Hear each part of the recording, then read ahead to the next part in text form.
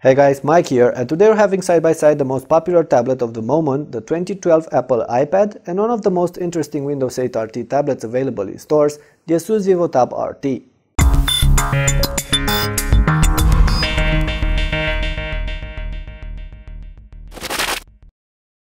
We're going to start by having a quick look at these two, and I must say that both of them are beautiful in their own ways. The iPad comes with an unibody aluminum case and a glass-covered front face, while the ASUS uses both aluminum and plastic for the back, because what we have here is the HSPA Plus version of this tablet. The 4G LTE iPad model also has a black plastic strip on top, covering those antennas. On the back you'll find the cameras, a 5-megapixel one with flash on the iPad and an 8-megapixel one also with flash on the ASUS. Plus the speakers, 2 of them on the VIVO Tab and only 1 on the Apple Slate. In terms of build quality, the two are on par, still I find the iPad a bit more solid. They feel comfortable in hand, although both have rather sharp edges. The ASUS Tab is a tad thinner and lighter than the iPad, but the form factor is the main thing that sets them apart aesthetically. The iPad is a portrait mode slate since it accommodates a 4:3 screen, while the ASUS VIVO TAB RT is wider and better suited for landscape use with a 16:9 display. The same thing is suggested by the buttons placed on the bottom of those screens. Besides those, both tablets feature a light sensor and a camera on the front face, all covered by a layer of hardened glass. Now, having a look at the sides, you'll notice that the two tablets feature a headphone jack, power buttons and volume rockers. The iPad has the 30-pin connector on the bottom, while on the ASUS you'll find two latches used to connect the slate to the docking unit, one of them integrating a charging connector.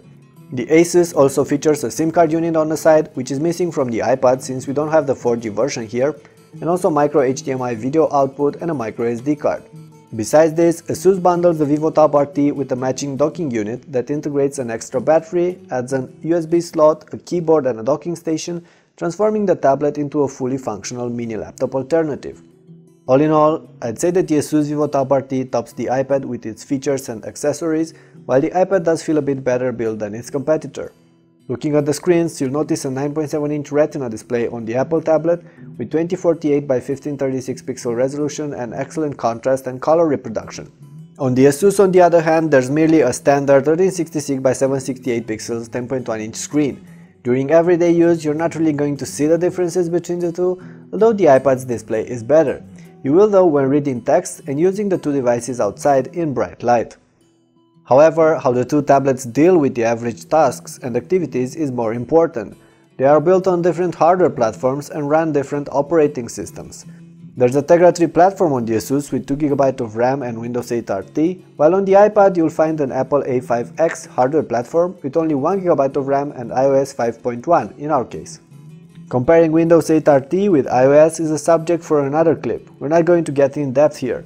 I will tell you though that I find iOS a bit more intuitive and easy to use straight out of the box, while on Windows 8 there's a learning curve, especially since you might expect things to be similar to what you're used from your encounters with older Windows devices, and that's not really the case. Microsoft changed the UI in order to make it more touch-friendly and added gestures and a Metro UI with live tiles filled with real-time updated information. As opposed to that, iOS is a lot simpler, although it supports some gestures as well. Let's have a look at some of the basic functions for comparison's sake.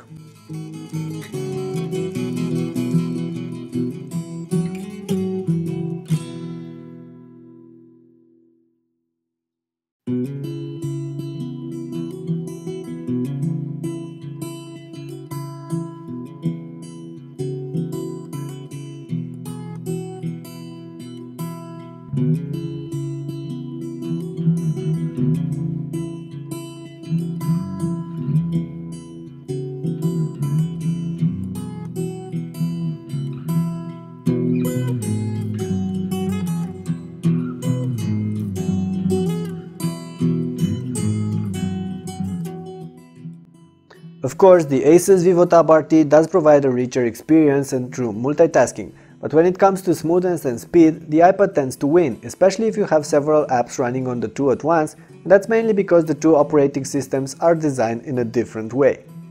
Both devices come with bundled apps. The ASUS VIVO TAB RT packs a whole set of Microsoft apps with Bing Maps, Bing Content Services, Internet Explorer browser, and Windows and Xbox content stores.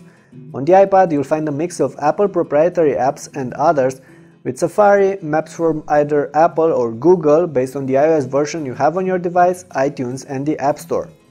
Speaking about those stores, the strength of the iOS ecosystem clearly outmatches what Windows 8 RT has to put on the table right now, with thousands of useful third-party apps and games next to barely a handful of decent apps on that Windows Store. That can even up, but not overnight, and only if Microsoft manages to make their store appealing enough for developers.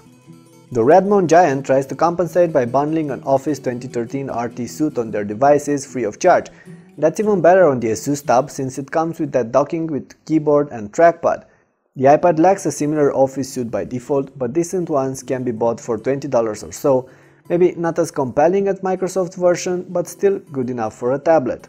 And there are many other things we could mention, like the music, album and video apps on the 2, the file managing system and the desktop mode on the Windows 8 ASUS tablet, and so on. Let's have a quick look at those below.